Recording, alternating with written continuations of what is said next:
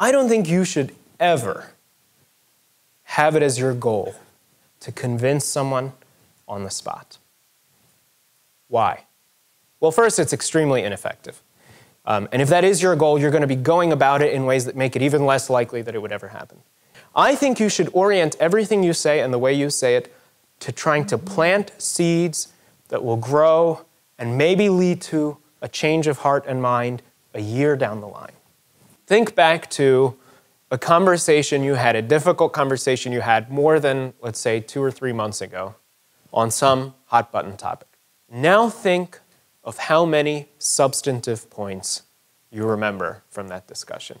You do remember the tone. You remember the delivery. You remember the way you felt about that person and the way you thought they felt about you and about the topic. You should have, above all, a kind of cheer and confidence and peace about the views that you're pushing, which is extra hard on these difficult issues. Another thing to keep in mind is, it sounds simple and obvious, but it's honesty. In the most heated debates, our tendency, no matter what view you have, is to not concede anything. But that's a bad instinct. And the reason is that what we should both be caring about is the truth.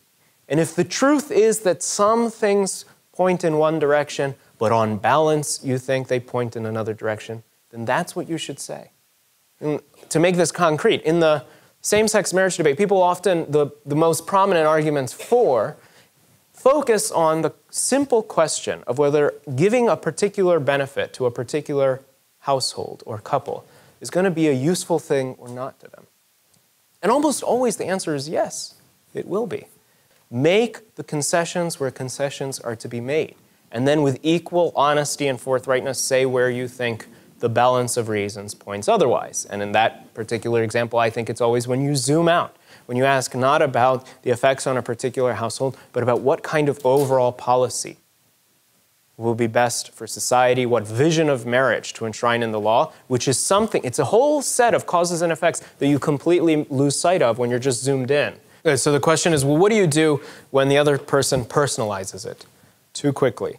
And in particular, the way the form that usually takes is that they claim that any argument you're making is a personal attack on, and then they name specific people, usually themselves, often a sibling or a cousin.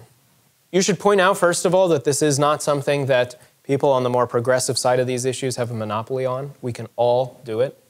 And the reason it's unfair is that it's obviously a conversation stopper. It does the opposite of what a debate is supposed to do.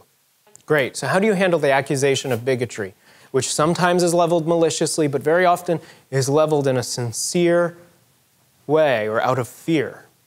How do you handle it without making the fear worse? That's the question.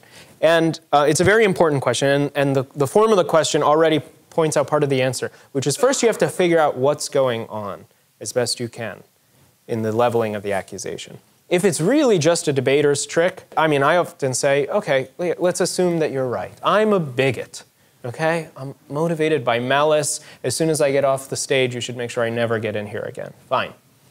Now, tell me where the argument goes wrong. In fact, if anything, it should be easier for you to tell me where the argument goes wrong. You should make sure that they know that whether you're right or wrong, you're genuinely motivated by their own good. They don't have to believe that your view is promoting their good, to believe that that's what's motivating you. And I think you should make it it's a matter of basic respect for you, that they understand and agree that that's where you're coming from. And if they don't, I don't think you should have the conversation, because it has no hope of helping, but also because it's only going to hurt in this particular way. It's going to hurt them and it's going to hurt you. It can be just as much a matter of personal respect, self-respect, to demand that they grant that point before going down that path.